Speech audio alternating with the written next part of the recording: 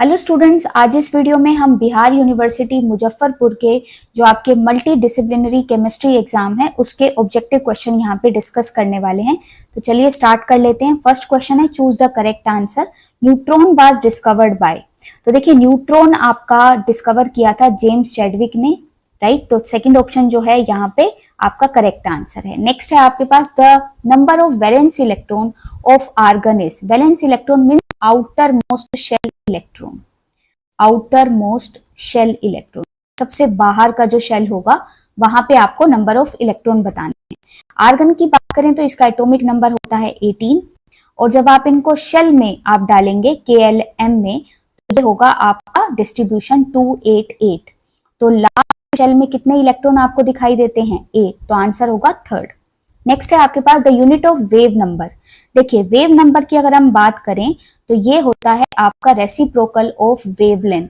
Wavelength जो है उसको हम जनरली सेंटीमीटर में आप मेजर करते हैं, तो 1/सेंटीमीटर बोल सकते हैं या सेंटीमीटर इनवर्स बोल सकते हैं।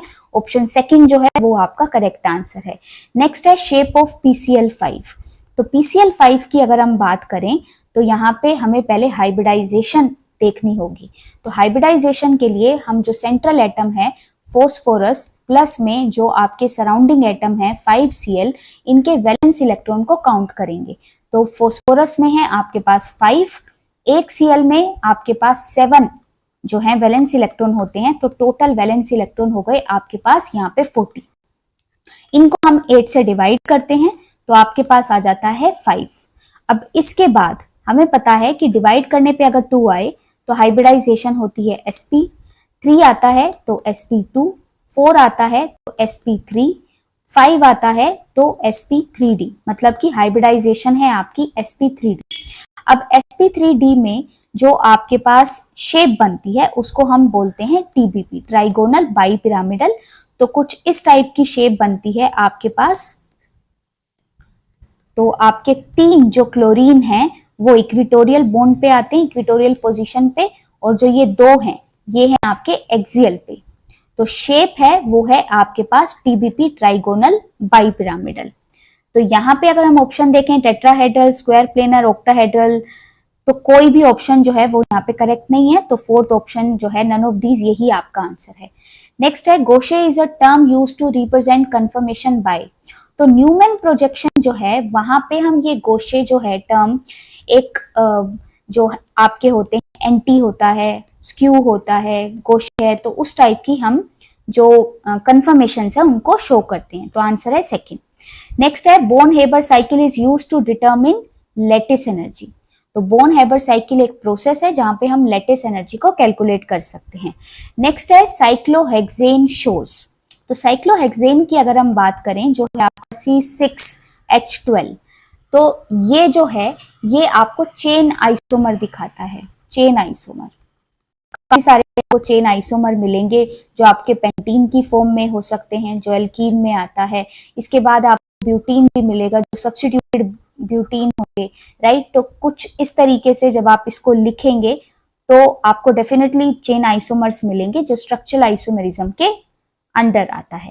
तो फोर्थ ऑप्शन जो है वो करेक्ट है। नेक्स्ट है, the order of a stability of carbon ion. Carbon ion means carbon पे नेगेटिव चार्ज। अभी देखिए, अगर हम फर्स्ट ऑर्डर की बात करें तो वो कुछ इस टाइप से होगा, CH3 और एक आपका R ग्रुप लगा होगा। R वो आपका कोई भी कार्बन जो कोई भी सब्स्टिट्यूशन हो सकता है।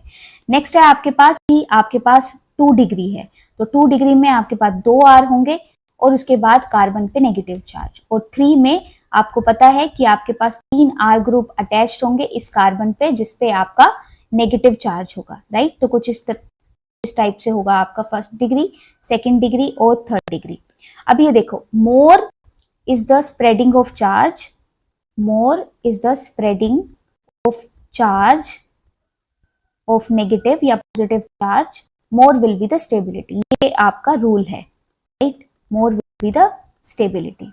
तो अगर हम यहाँ पे देखें, ऑलरेडी आपका नेगेटिव चार्ज है और R ग्रुप जो होते हैं, एल्काइल ग्रुप जो होते हैं, वो भी इलेक्ट्रॉन डोनेटिंग होते हैं, मतलब कि नेगेटिव चार्ज को इंक्रीज करेंगे। तो जितने आप R ग्रुप बढ़ाओगे उतना ज्यादा आपका नेगेटिव चार्ज इंक्रीज होने वाला है। स्प्रेडिंग का मतलब लोकलाइजेशन, या आप बोल सकते हैं कि आपने न्यूट्रलाइज करना है, चार्ज को कम करना है। तो यहाँ पे तो उल्टा हो रहा है, जितने आर ग्रुप आप इंट्रोड्यूस कर रहे हो उतना चार्ज आपका इंक्रीज होता है। मतलब कि आपको यहाँ पे ये देखना है कि आर ग्रुप जो है वो कम होना चाहिए ताकि चार्ज का अमाउंट भी कम हो।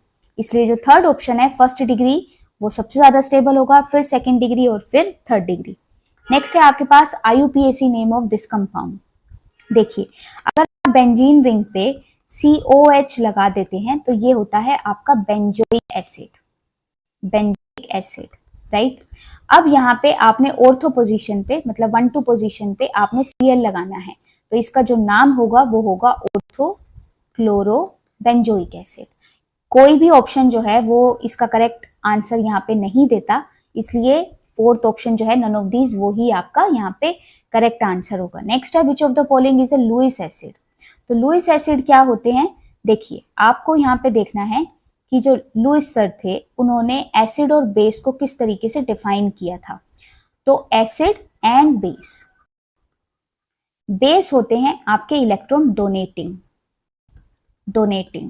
जिनके पास आप बोल सकते हैं कि लोन पेयर हो या इलेक्ट्रॉन जो है उनका अमाउंट ज्यादा हो। एसिड होंगे इलेक्ट्रॉन डेफिशिएंट कंपाउंड, तो उन पे पॉजिटिव चार्ज हो सकता है, या सेंट्रल एटम पे आप बोल सकते हैं कि 8 इलेक्ट्रॉन नहीं है, लेस देन 8 इलेक्ट्रॉन है, तो कुछ इस तरीके से वो बिहेव करने चाहिए, इलेक्ट्रॉन डेफिशिएंसी शो करने चाहिए। NH3 पे लोन पेयर है तो ये लुईस बेस है, एसिड नहीं। AlCl3 और BF3 ये दोनों ही इलेक्ट्रॉन डेफिशिएंट की कैटेगरी में आते हैं, इसलिए फोर्थ ऑप्शन जो है वो यहाँ पे आपका करेक्ट आंसर है। तो इस तरीके से आई होप इन क्वेश्चंस की अगर आप प्रिपरेशन करेंगे तो आपको नेक्स्ट एग्जाम में आपको डेफिनेटली अच्छे मार्क्स आएंगे। Thanks for watching.